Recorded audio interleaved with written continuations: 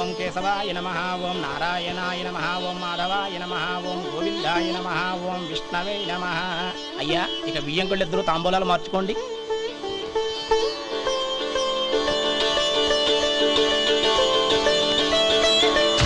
ఇదేంటి 45,000 ఉన్నాయి?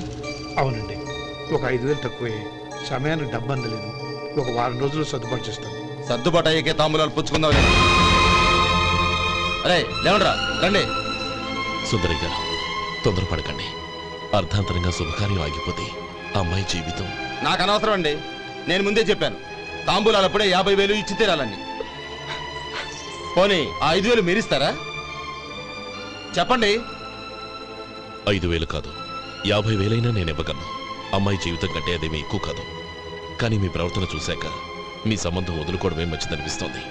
ఇక మీరు దయచేయండి. అరే గోపాలం, ఏమిట్రా ఇది?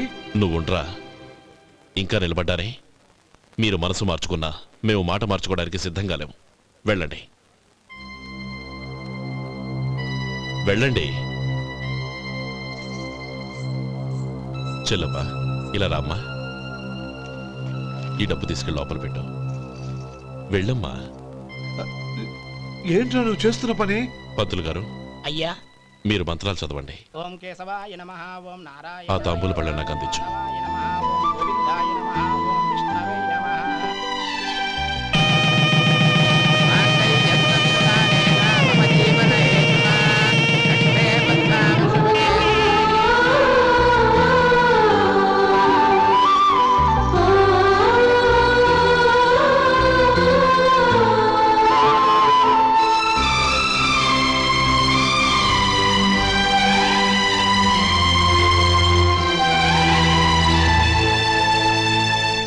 పేర్లు చెప్పి లోపలికి రండి.